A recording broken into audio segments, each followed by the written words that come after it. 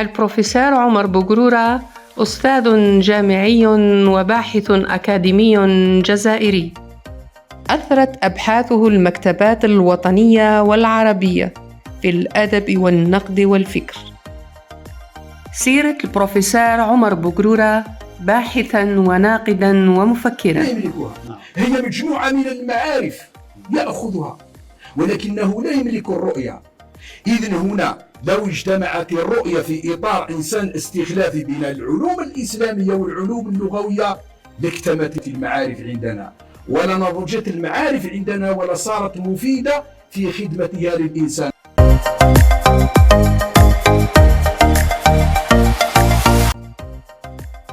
ولد الدكتور عمر بقرورة حفظه الله في قرية من قرى مدينة عين جاسر ولاية باتنا شرق الجزائر عام 1953 ميلادية.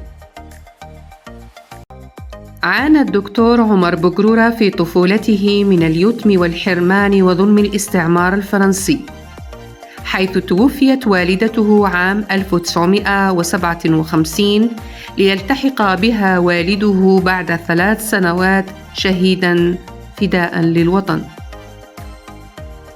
كانت بداية حياته العلمية في المدرسة القرآنية في قريته مع معلمه الشيخ الفاضل البشير بوجناح رحمه الله. لقنه شيخه أبجديات العلم والمعرفة، فحفظ القرآن الكريم حفظاً متقناً في 12 من عمره، كما أتقن أساسيات النحو والصرف. كما حفظ ألفية ابن مالك ومتن ابن عاشر ومبادئ الحساب والتاريخ والفقه وعلم الفلك، وهي المبادئ التي أسست لحياته العلمية بعد ذاك.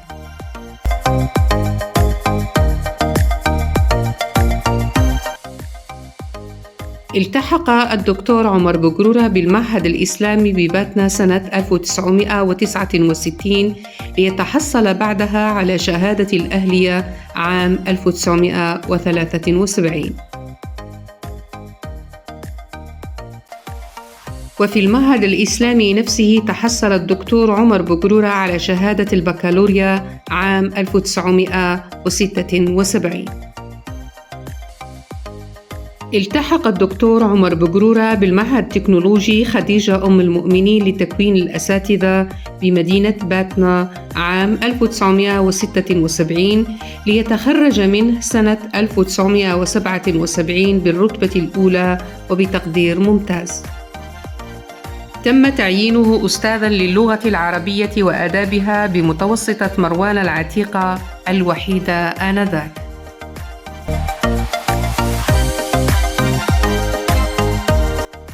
تم انتدابه إلى جامعة باتنا لإكمال دراسته في معهد الآداب واللغة العربية، ليتخرج منها عام 1984 بالرتبة الأولى وبدرجة ممتاز. مكنه امتيازه من الحصول على منحة دراسية في مصر والتسجيل في جامعة القاهرة سنة 1984.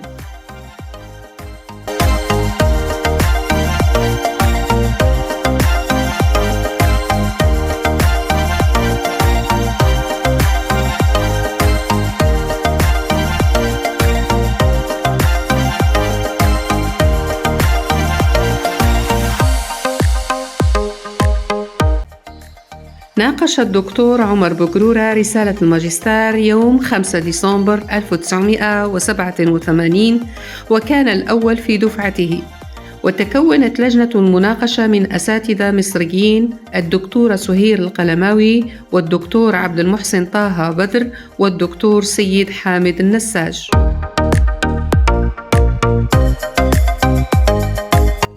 عاد إلى الجزائر سنة 1988 ليتم تعيينه في السنة نفسها أستاذاً في معهد اللغة العربية وآدابها جامعة باتنا. أستاذ عمر بقرورة حفظه الله من الأساتذة الذين تصرفت بالتمدرس على يديه، يصاحب فضل على طلبة العلم وعلى مثقفي هذه المدينة بل هذا البلد، وحتى المثقفين العرب خارج الوطن. تحصل الأستاذ عمر بقرورة على شهادة دكتوراه دولة من جامعة قسنطينة سنة 1994 بتقدير مشرف جدا، وكانت أول أطروحة في الأدب والرؤية الإسلامية.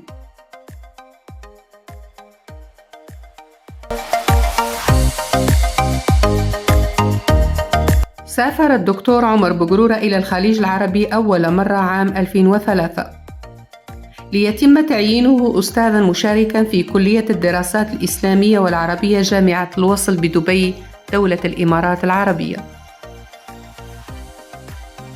أما رحلته الثانية إلى الخليج العربي أستاذاً مشاركاً في جامعة الوصل بدبي فكانت عام 2010 ليعود بعدها إلى أرض الوطن سنة 2021 ميلادية.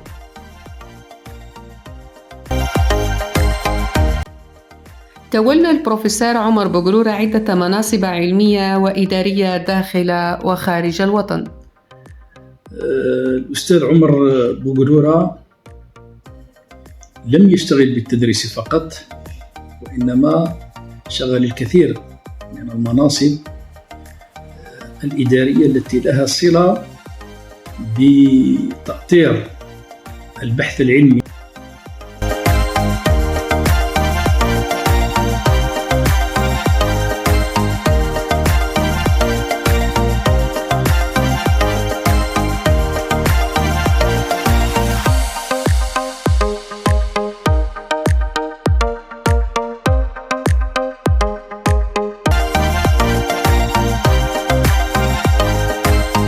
قد خدم الجامعة الجزائرية وخدم طلبة العلم وخدم البحث العلمي بصدق وإخلاص، وأثرى المكتبة العربية بالعديد من المؤلفات.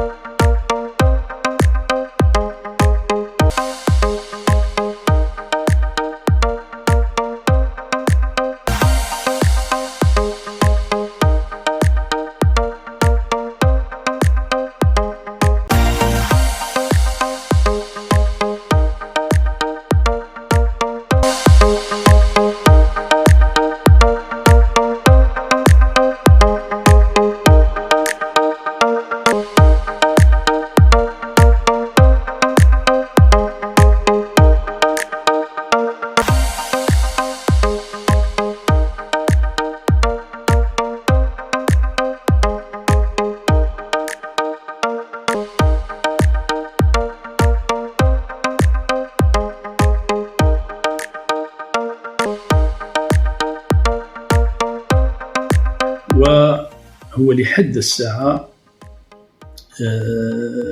يمثل أيقونة في العطاء العلمي.